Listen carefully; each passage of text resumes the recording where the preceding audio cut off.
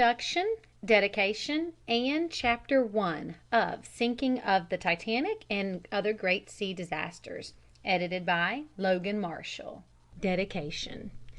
To the 1,635 souls who were lost with the ill-fated Titanic, and especially to those heroic men who, instead of trying to save themselves, stood aside that women and children might have their chance, of each of them let it be written, as it was written of a greater one, he died that others might live. Introduction. Dr. Van Dyke's Spiritual Consolation to the Survivors of the Titanic. The Titanic, greatest of ships, has gone to her ocean grave. What has she left behind her? Think clearly. She has left debts. Vast sums of money have been lost. Some of them are covered by insurance, which will be paid. The rest is gone. All wealth is insecure. She has left lessons. The risk of running the northern course when it is menaced by icebergs is revealed. The cruelty of sending a ship to sea without enough lifeboats and life rafts to hold her company is exhibited and underlined in black. She has left sorrows. Hundreds of human hearts and homes are in mourning for the loss of dear companions and friends. The universal sympathy which is written in every face and heard in every voice proves that man is more than beasts that perish. It is an evidence of the divine in humanity. Why should we care? There is no reason in the world, unless there is something in us that is different from lime and carbon and phosphorus, something that makes us mortals able to suffer together. For we have all of us a human heart. But there is more than this harvest of debts and lessons and sorrows in the tragedy of the sinking of the Titanic. There is a great ideal. It is clearly outlined and set before the mind and heart of the modern world, to approve and follow, or to despise and reject. It is women and children first. Whatever happened on that dreadful April night among the Arctic ice, certainly that was the order given by the brave and steadfast captain. Certainly that was the law obeyed by the men on the doomed ship. But why? There is no statute or enactment of any nation to enforce such an order. There is no trace of such a rule to be found in the history of ancient civilizations. There is no authority for it among the heathen races today. On a Chinese ship, if we may believe the report of an official representative, the rule would have been men first, children next, and women last. There is certainly no argument against this barbaric rule on physical or material grounds. On the average, a man is stronger than a woman. He is worth more than a woman. He has a longer prospect of life than a woman. There is no reason in all the range of physical and economic science, no reason in all the philosophy of the Superman, why he should give his place in the lifeboat to a woman.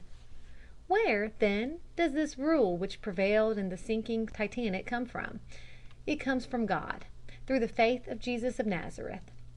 It is the ideal of self-sacrifice.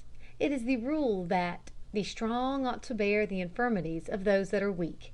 It is the divine revelation which is summed up in words, "Greater love hath no man than this, that a man lay down his life for his friends." It needs a tragic catastrophe like the wreck of the Titanic to bring out the absolute contradiction between this ideal and all the counsels of materialism and selfish expediency. I do not say that the germ of this ideal may not be found in other religions. I do not say that they are against it. I do not ask any man to accept my theology, which grows shorter and simpler as I grow older, unless his heart leads him to it. But this I say, the ideal that the strength of the strong is given them to protect and save the weak, the ideal which animates the rule of women and children first, is in essential harmony with the Spirit of Christ. If what he said about our Father in heaven is true, this ideal is supremely reasonable. Otherwise, it is hard to find arguments for it. The tragedy of facts sets the question clearly before us. Think about it. Is this ideal to survive and prevail in our civilization or not?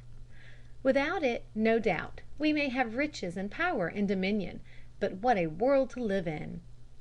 Only through the belief that the strong are bound to protect and save the weak because God wills it so can we hope to keep self-sacrifice and love and heroism and all the things that make us glad to live and not afraid to die. Henry Van Dyke, Princeton, New Jersey, April 18th, 1912. Facts about the wreck of the Titanic. Number of persons aboard, 2,340.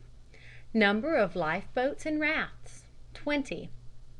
Capacity of each lifeboat, 50 passengers and a crew of 8. Utmost capacity of lifeboats and rafts, about 1,100. Number of lifeboats wrecked in launching, 4. Capacity of lifeboats safely launched, 928. Total number of persons taken in lifeboats, 711. Number who died in lifeboats, 6. Total number saved, 705.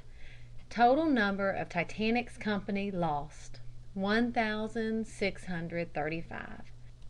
The cause of the disaster was a collision with an iceberg in latitude 41 degrees 46 north, longitude 50 degrees 41 west. The Titanic had repeated warnings of the presence of ice in that part of the course. 2 official warnings had been received defining the position of the ice fields. It had been calculated on the Titanic that she would reach the ice fields about 11 o'clock Sunday night. The collision occurred at 11:40. At that time the ship was driving at a speed of 21 to 23 knots, or about 26 miles an hour. There had been no details of seamen assigned to each boat. Some of the boats left the ship without seamen enough to man the oars. Some of the boats were not more than half full of passengers. The boats had no provisions. Some of them had no water stored. Some were without sail equipment or compasses. In some boats, which carried sails wrapped and bound, there was not a person with a knife to cut the ropes. In some boats the plugs in the bottom had been pulled out, and the women passengers were compelled to thrust their hands into the holes to keep the boats from filling and sinking. The captain, E.J. Smith, admiral of the White Star Fleet, went down with his ship. Chapter 1. First news of the greatest marine disaster in history. The Titanic in collision, but everybody safe. Another triumph set down to wireless telegraphy. The world goes to sleep peacefully. The sad awakening. Like a bolt out of a clear sky came the wireless message on Monday, April 15, 1912, that on Sunday night the great Titanic on her maiden voyage across the Atlantic had struck a gigantic iceberg, but that all the passengers were saved. The ship had signaled her distress, and another victory was set down to wireless. 2,100 lives saved. Additional news was soon received that the ship had collided with a mountain of ice in the North Atlantic off Cape Race, Newfoundland, at 10:25 Sunday evening, April 14th. At 4:15 Monday morning, the Canadian Government Marine Agency received a wireless message that the Titanic was sinking and that the steamers towing her were trying to get her into shoal water near Cape Race for the purpose of beaching her.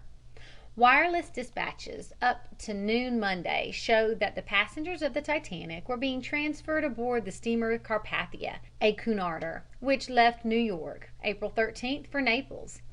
20 boatloads of the Titanic's passengers were said to have been transferred to the Carpathia then, and allowing 40 to 60 persons as the capacity of each lifeboat, some 800 or 1,200 persons had already been transferred from the damaged liner to the Carpathia. They were reported as being taken to Halifax, whence they would be sent by train to New York. Another liner, the Parisian, of the Allen Company, which sailed from Glasgow for Halifax on April 6th, was said to be close at hand and assisting in the work of rescue. The Baltic, Virginian, and Olympic were also near the scene, according to the information received by wireless. While badly damaged, the giant vessel was reported as still afloat, but whether she could reach port or shoal water was uncertain. The White Star officials declared that the Titanic was in no immediate danger of sinking because of her numerous watertight compartments. While we are still lacking definite information, Mr. Franklin, vice president of the White Star Line, said, later in the afternoon. "We believe the Titanic's passengers will reach Halifax Wednesday evening. We have received no further word from Captain Haddock, of the Olympic, or from any of the ships in the vicinity, but are confident that there will be no loss of life." With the understanding that the survivors would be taken to Halifax, the line arranged to have 30 Pullman cars, 2 diners, and many passenger coaches leave Boston Monday night for Halifax to get the passengers after they were landed. Mr. Franklin made a guess that the Titanic's passengers would get into Halifax on Wednesday. The Department of Commerce and Labor notified the White Star Line that Customs and Immigration inspectors would be sent from Montreal to Halifax in order that there would be as little delay as possible in getting the passengers on trains. Monday night the world slept in peace and assurance.